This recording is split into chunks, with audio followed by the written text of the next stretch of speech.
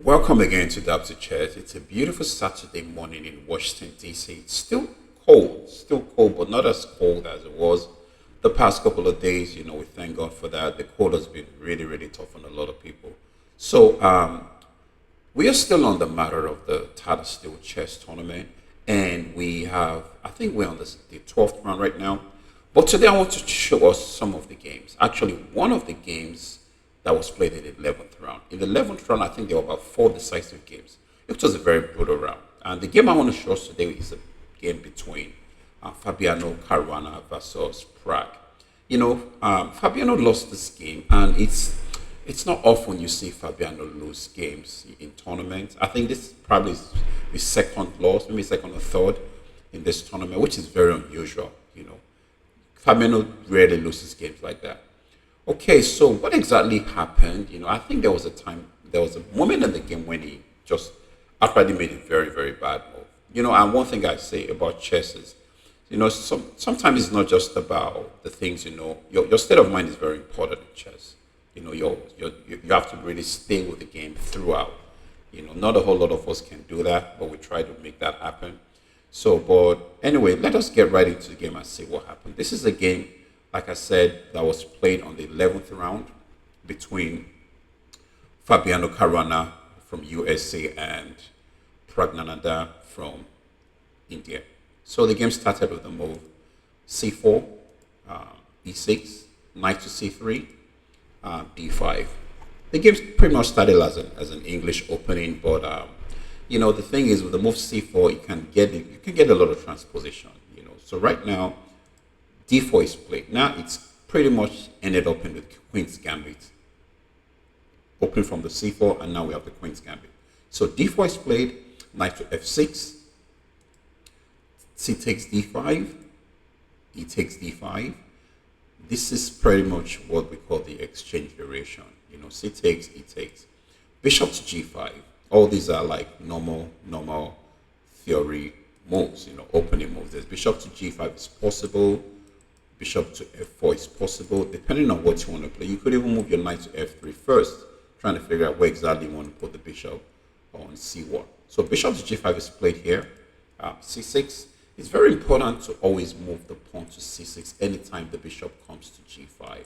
Why? Because with the bishop on g5, the simple threat is just to take on f6. Now, if you have to take back with the queen, with your pawn set on c7, you're going to lose the pawn on d5 with tempo. So we don't want to do that. So most of the time when the bishop goes to g5, I want to play c6, putting more protection on the pawn on d5. E3 is played, bishop to d6, getting the bishop to the most active square.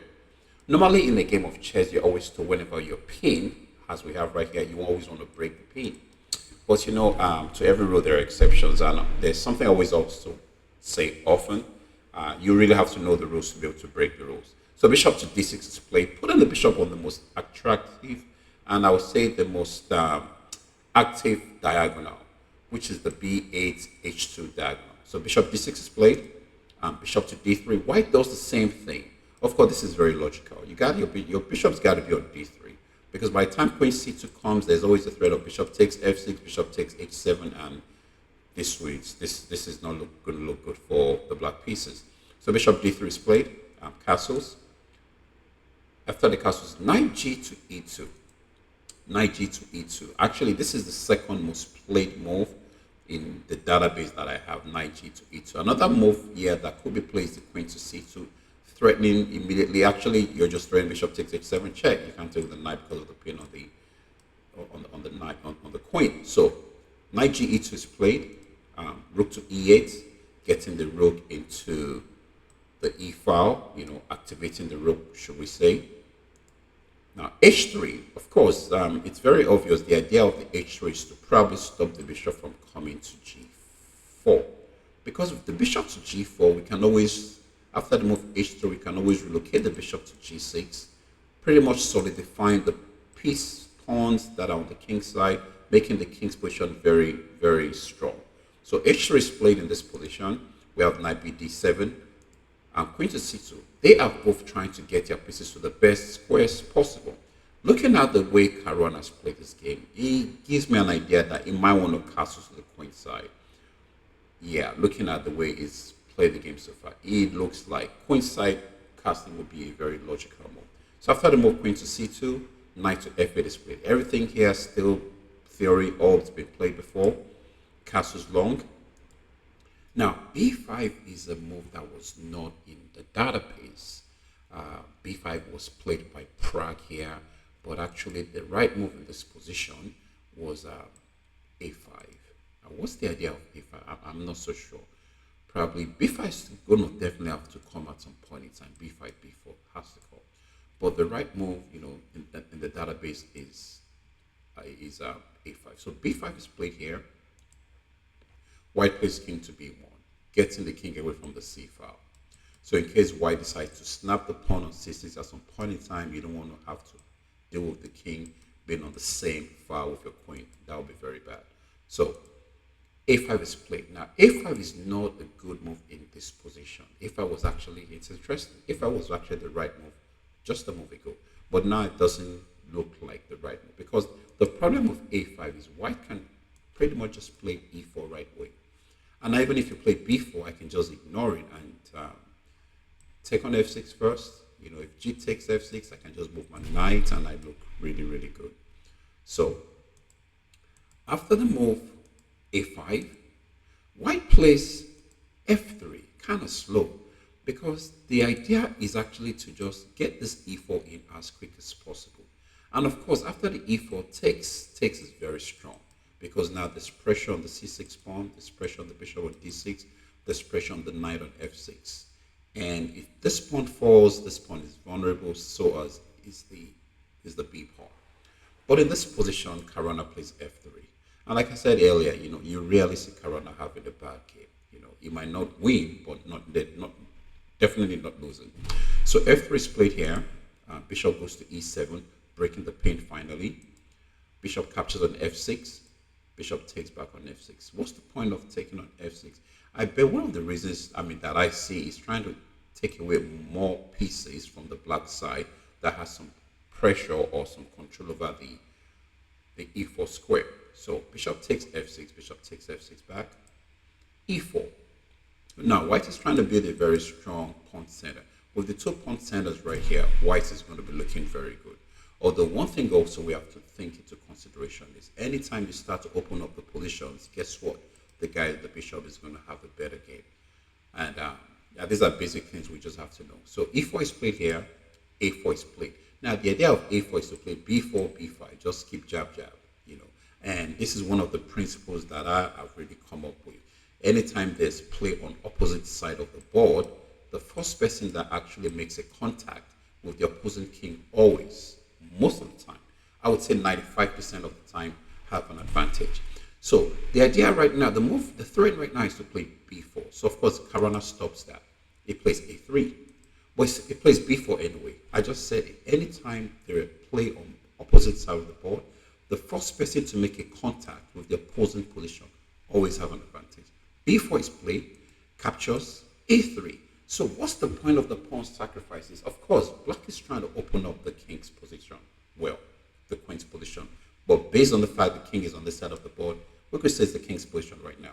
So it's pretty much trying to open up the position, trying to get the rook in play. The queen is going to join. It's going to just bring all the spaces to the queen side and try to say hello to this king on b1. So a3 is played. b3, we have to play b3. We cannot afford to open up the position. Because think about this, if these positions were opened, you're going to have to deal with a lot of threats on this part of the board. And then your attack, excuse me, the attack you're trying to generate on the king side will pretty much never work. So b3 is played here, queen to b6, not the best move, not the best move. The better move would have been just to keep throwing the pawn, a3 check, and king has to move. Like I said, you don't want to take the pawn, because taking the pawn, you're going to give yourself a lot of problems having the a file open, because then the rook can go crazy on the a file. So a2 check would have been the better move here, but instead Pragg made the move queen to b6, king to a2 stop the pawn. So now this pawn becomes like a pawn that defends your position. So this is a very popular thing. King a2 is played, takes on e4, takes back, bishop takes d4, knight takes d4, Queen takes d4, b5. I still kind of like white's position here. As long as this pawn is on a3, we don't have to worry about the file, although we have to worry about the b2 because there's always the possibility of mate on b2. So we always have to worry about b2. Even if the queen is not on the diagonal trying to checkmate, we always have to worry about the fact that our king doesn't have access to that square. But the good thing, excuse me, the good thing about this position is if at some point in time more pieces are exchanged off the board, this pawn becomes a liability. White takes the pawn, and then it's just a pawn up, and then it's going to be difficult for black to actually come up with something to show for losing that pawn. So queen takes d4, b5 is played, bishop to d7, bishop to d7, keeping an eye on the pawn on c6, connecting the rooks, right? Bishop to c4, putting pressure on the pawn on f7, rook to f1 is possible. There's an immediate pressure on the d file. I like white's position here.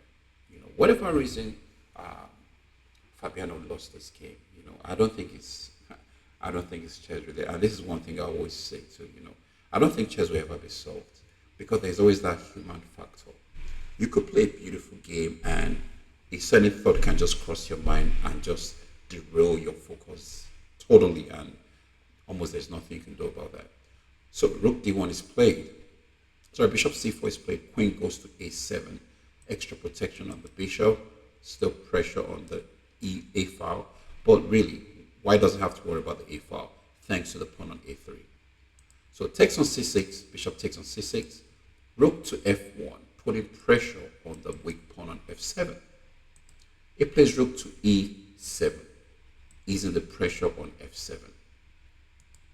Right now, a better move here for white would have been rook to d6. What's the point of rook to d6? You're pretty much putting pressure on the bishop. The bishop would have to move somewhere. It cannot come to b5, you can't go to a4, you can't go to d7 because then this is going to be really hard. And then probably you have to go to the e8 square. Well, the bishop on e8 is not looking so good. It's playing more of a defensive role than an attacking role. So rook d6 would have been a much better move this bishop. But instead knight d5 is played. So after the move knight to d5, rook goes to b7. It's very important for black's pieces, even though defending f7, to put the pieces where it can actually have something doing. Now with the rook on e7, of course there's pressure on d5, e4, but nothing much. It's better to put more pressure on the b3, even though the bishop is defending. Because think about it, I said earlier, the b2 square is weak. So there's also a possibility this rook can find its way to the b2 square somehow. The fact that the square is weak, we always have to think about, hey, there's a possibility the rook or the queen can get to that b2 square. But the good thing about this position is if white can get pieces exchanged off the board, then it wouldn't really have to worry about it because this pawn becomes a weakness, can that just be taken off the board. So rook b7 is played, rook to f5. What's the point of rook f5? I think it makes sense to just double the rooks on the f7 pawn. But this is the thing, if you double the rooks on the f7 pawn, you must be able to get something out of this.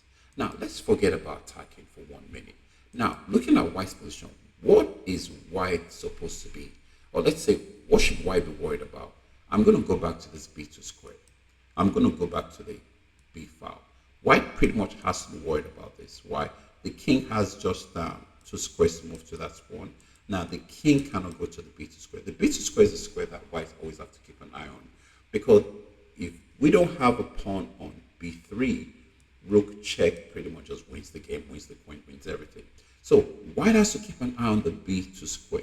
So even if you're going to start creating threats on your opponent's pieces, opponent's position, always have to keep an eye on that square. For right now, I still think white is doing good because nothing to be worried about because you cannot take on b3 because I have 2 pieces of b3. So here, rook goes to c8. That's an interesting move. There's now an x-ray attack on the bishop. All right, there's an x-ray attack on the bishop. Bishop here is a possibility. And like I said, we always still have to keep an eye on the b2 square. So queen goes to d3, moving away from the pressure on the c file. Knight gets in the game. It's so important because the knight has been on the f8 square for a while.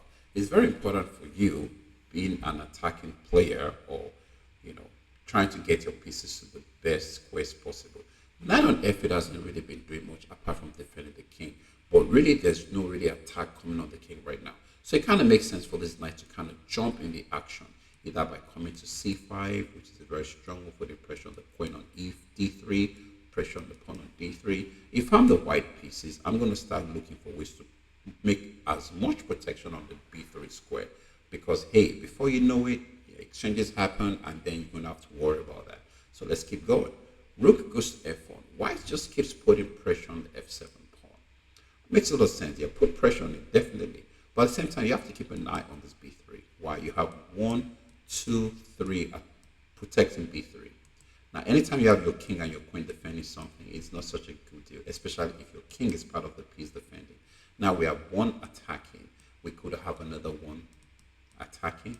Then we could have another one attacking. Now, if there's a lot of pressure on this b3 pawn, white would have to come back here to try to defend that pawn. So rook a f1 is rook d f1 is played. Bishop goes to e8. Bishop goes to e8, clearing the c file, protecting the weak f7 pawn. I actually like the way Pragg is playing this position. He's attacking and defending at the same time. Logical, right? Let's keep going. Rook goes to f2. What's the point? I would say he's defending the b2 square. It's very important. Rook goes to f2. After rook to f2, queen to b6. We have pressure on the b3 pawn. There's pressure on the c file. Black is just pretty much putting pressure on white's position. Now we have 1, 2, 3 pieces on the b2 square. Oh, wait a minute, this is a free pawn. Oh no, it's not a free pawn. You know, you lose this game immediately. Why? Because that pawn has actually been so helpful for white pieces. Because that pawn actually been the pawn protecting the white king. You can't get that pawn off the board with all the pieces of the game. It's absolute suicide. So in this position, white plays rook to c2. What's the point of rook to c2? More protection on the c4 square, more protection on the bishop on c4. More protection. Now, not a whole lot of things to worry about if you have the black piece on the f file. You have your bishop defending f7, you have the rook on the b7 square defend. So black is really looking good. So, and the only way this game is going to go either way is if somebody makes a very bad move. So right now the position is just pretty much even. So knight goes to c5, attacking the queen, putting pressure on the pawn on b3. And I think this is where Fabiano blundered. He played queen to e3.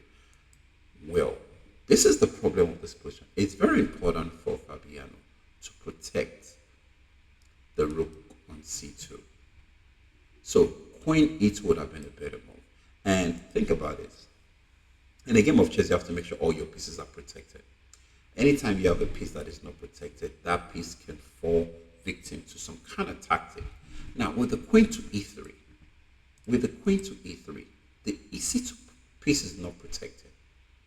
And after that, after the queen to e3, white is just worse, like -2, just because of queen to e3.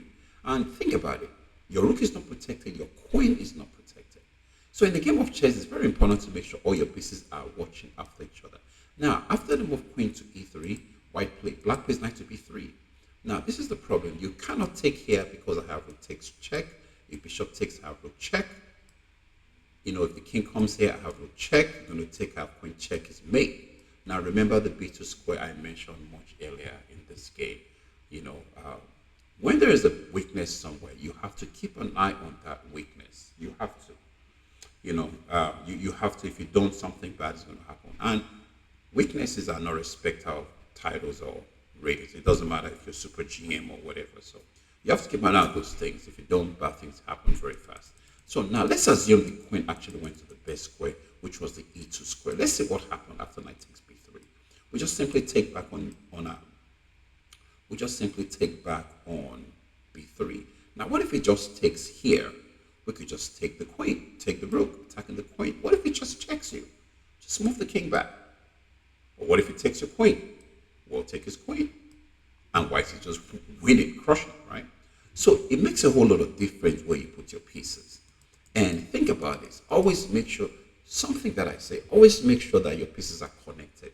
That way, there won't be any mistakes or, oh, you know what, I didn't say this or, I didn't say that.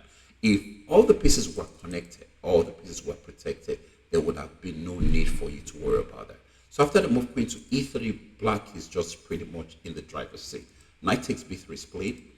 Rook goes to d1. Of course, I just demonstrated why you cannot take back. You're going to get mated. So rook goes to b1. It's a little late now. Bishop comes to a4. Now from defending to attacking, all of a sudden we have an open file. Now, this game has been going on for a long time without the file being created. But now we have an open file. We don't just have an open file for black. Black is a pawn up, a very important pawn. And all black's pieces are looking at the white king. It's almost a hopeless situation.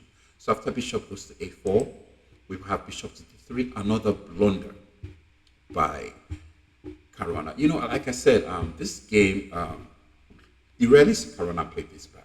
Really. He's one of the most solid, he's one of the most, how can I say, one of the most solid players, you know. So bishop d3, another huge blunder. After bishop to d3, knight goes to c5. Now the checkmate threat is still there. Rook check, can we do rook check here? No, we could just take the rook. Yeah, we could just take the rook. Then with the idea of rook check, if take mate. If you don't take, I take, and I'm trying to mate you on b2. So knight goes to c5. Knight check. King moves. Rook takes on b7. Queen takes back. Bishop to a6. Now, if you take the rook on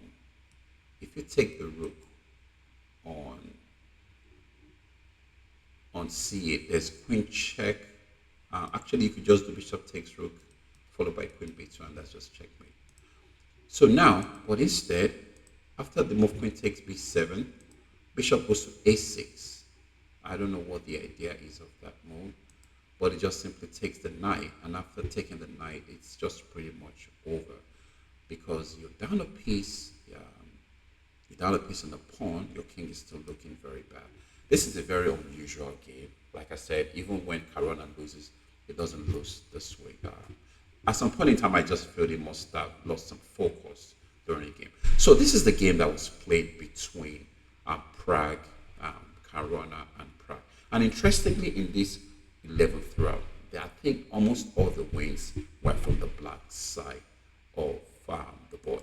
So that's it for now, and definitely I'm going to try to bring about some of the other games that was played in the 11th round. Very interesting games. And yes, so see you all soon. Let us know what you think about the games. And like I said, it's a beautiful Saturday here. Have a wonderful day. Take care and God bless. Bye for now.